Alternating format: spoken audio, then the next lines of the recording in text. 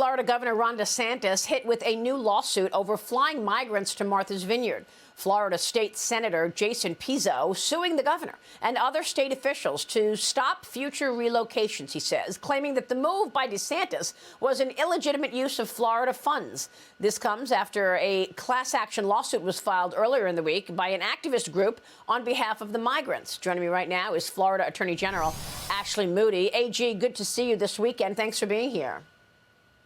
Great to be with you.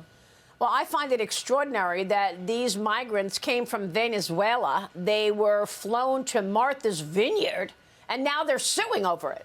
Well, what's so interesting to me is, Governor Abbott, Governor DeSantis are arranging for folks to go to states that have said, we are sanctuary states, we welcome individuals. And if you look at the images when they are transported there, I mean, look in New York, they're setting up what they're calling tents. It looks like a hurricane has hit or something. Same in Martha's Vineyard. I think they called in the National Guard. These are the types of situations times 1,000 that they're dealing with in Texas and Arizona and even Florida every day. And so it's really a juxtaposition of, when you say you're welcoming, you're a sanctuary state, but you don't have to deal with the challenges to health care, education. In Florida, we will spend $100 million in 1 year just incarcerating people that are here illegally committing crimes against Floridians.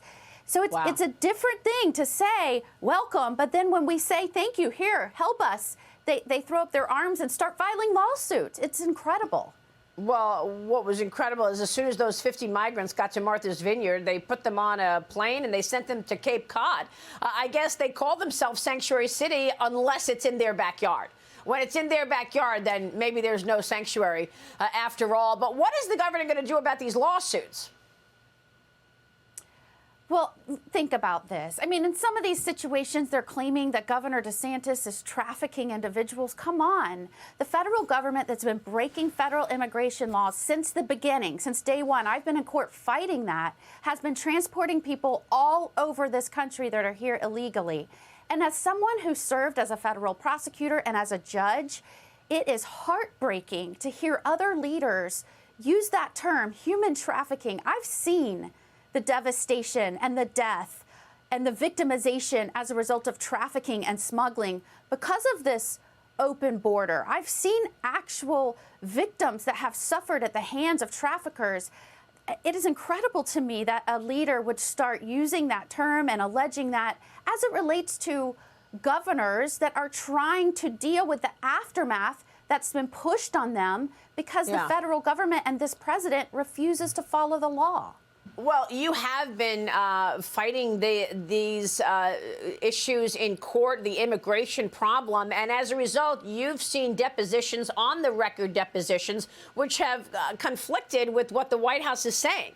Your depositions that I'm talking about are on the record. This week, you had Karine Jean-Pierre, the press secretary, say the border is totally closed and that they're sending people back. But your depositions from your immigration case is conflicting that, right?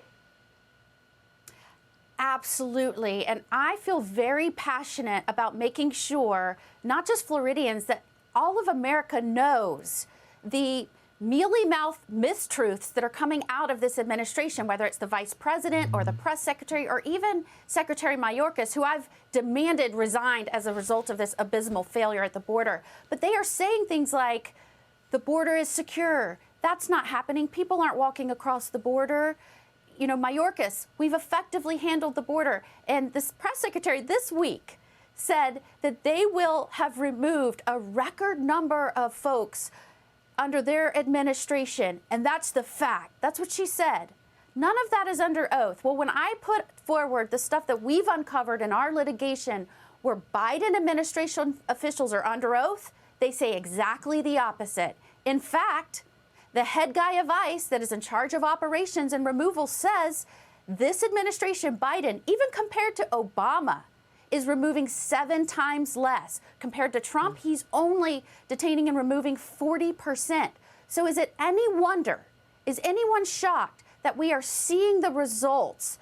Record number of folks came over this year. We're already at 2 million. It's going to surpass that. record amounts of fentanyl, killing Americans. Our entire working age population now, the number one killer is fentanyl. Does that surprise anyone when you listen to their own administration that is under oath? Well, we have many people who we know have lost people to fentanyl. And I know you just made a major fentanyl trafficking bust. Florida investigators found enough fentanyl pills to kill 4 million people? Enough fentanyl to kill 4 million people. That's so many counties in Florida, along with the mechanisms to push counterfeit pills. People need to understand the border crisis, the border lack of enforcement is directly related to the fentanyl that is poisoning Americans. It's coming out of communist China, the precursors. They're manufacturing it in Mexico, the cartels, when they get it from China, and then they're flooding our country with it.